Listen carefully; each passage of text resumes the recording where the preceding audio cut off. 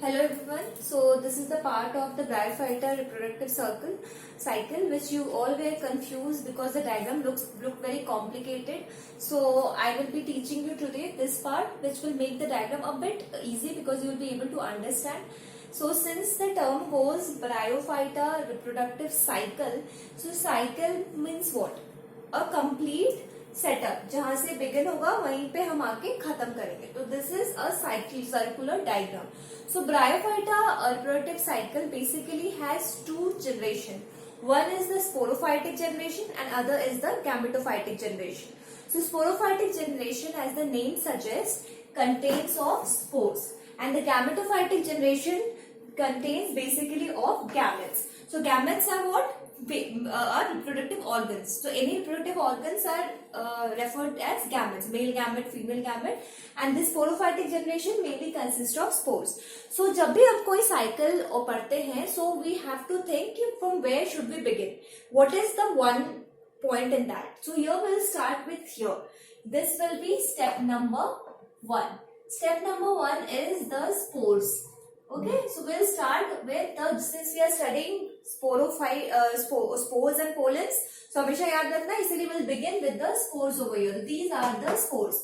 So these spores will undergo meiosis. Now what is a meiosis? A meiosis is a type of cell multiplication or cell division, which you call it. So there are two types of cell division. One is meiosis and one is mitosis. So in meiosis, just remember it in a very vague term that there is chromosomal division takes place. For example, you have 4 chromosomes. So here you have 1 and 2. ऐसे 2n का n और n बन जाएगा. कैसे बनेगा? That is out of scope. अभी हम नहीं पढ़ेंगे. So this. So यहाँ पे meiosis will take place over here, and then we have spores over here. So in spores में भी, since bryophytes are heterosporous. Heterosporous means what? A plant जिसके 2 type of spores होते हैं, 1 mail 1 female. तो वो male female spores या तो size में भी डिफर कर सकते हैं या साइज में डिफर ना भी करे तो चलेगा, पर हेट्रोस्पोरस प्लांट्स में 2 सेक्स ऑफ स्पोर्स होते हैं, 1 फीमेल 1 मेल. सो यहाँ पे इतने स्पोर्स में से फॉर एग्जाम्पल हम लोग फिर 2 स्पोर्स के साथ काम करेंगे. एक इसको हम मेल बना देते हैं, जिसको थोड़ा सा विल जस्ट थोड़ा डार्क बना देते हैं, and this is the female spores. So spores आ गए. अब स्पोर्स क्या करेंगे? ग्रो करेंगे. Will grow into what? Plant. तो प्लांट जो है सबसे पहले जो है उसके थोड़े से पत्ते निकलेंगे. It will grow a bit and that is term as protonema. ठीक है. सो फर्स्ट ये स्पोर्स का ही थोड़ा सा हेड बना दो, and then you just do a branching over here and you will find that वो प्रोटोनिमा बन गया. नाउ प्रोटोनिमा का भी जब हम टेक आवर साइकिल, लाइक पहले हम छोटे होते हैं फिर बड़े होते हैं, तो ये प्रोटोनिमा भी थोड़ा बड़ा होगा. तो प्रोटोनिमा जो था उसके थोड़े और ब्रांचेस बना दो, और थोड़े ब्रांचेस हम इधर बना देंगे ऐसे ऐसे करके, तो प्रोटोनिमा बड़ा हो गया. ठीक है. So as I have told you earlier that I don't want beautiful diagram, I want correct diagram. Okay. So protonema एक ब्रांच था, उसके 3-4 ब्रांचेस और हुए तो प्रोटोनिमा बड़ा हो गया. So what is this? This was a male spore, this was a female spore. So ये जो प्रोटोनिमा से जो गैमेटोफाइट अब बड़ा हो गया प्रोटोनिमा, तो इसका नाम हम चेंज करके ग्रामेटोफाइट कर देंगे.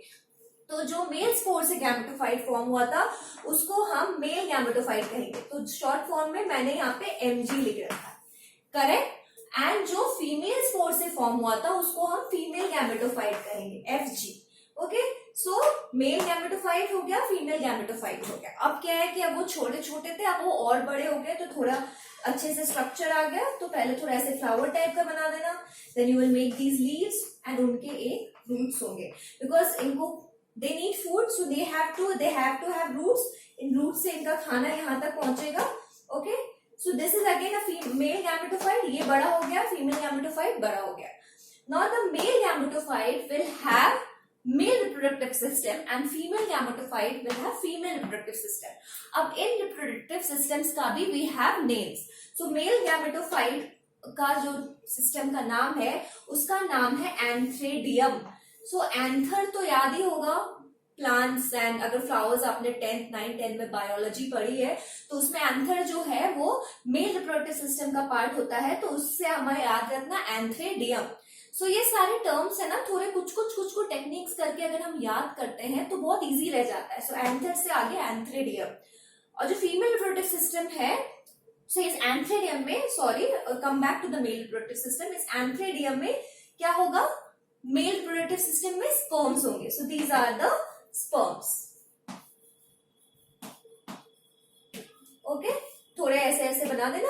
And then female reproductive system में को हम कहते हैं archegonium. Archegonium. Okay, so archegonium में क्या होगा, एग होगा, बिकॉज फीमेल रिप्रोडक्टिव सिस्टम का पार्ट क्या है, एग, और इनका क्या है, sperm.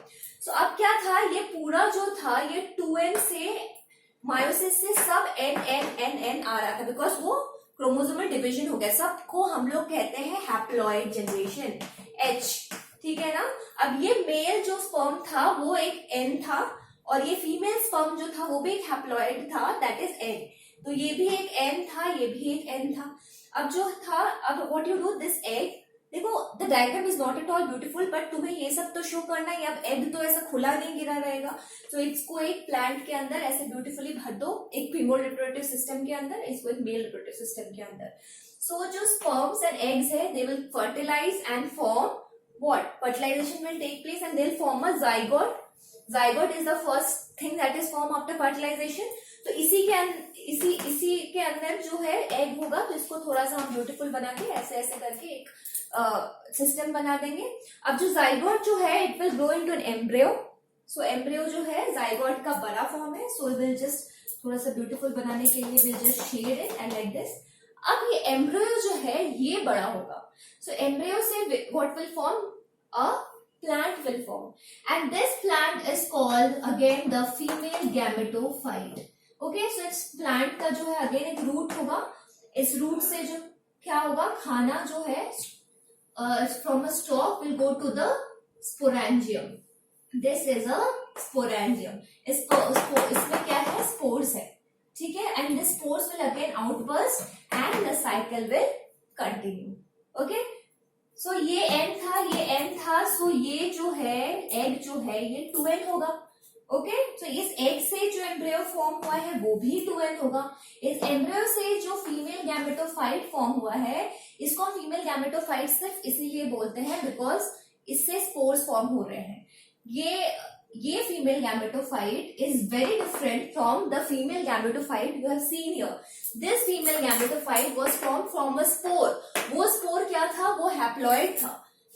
This was a doubt which people had asked me in the lecture I had given you.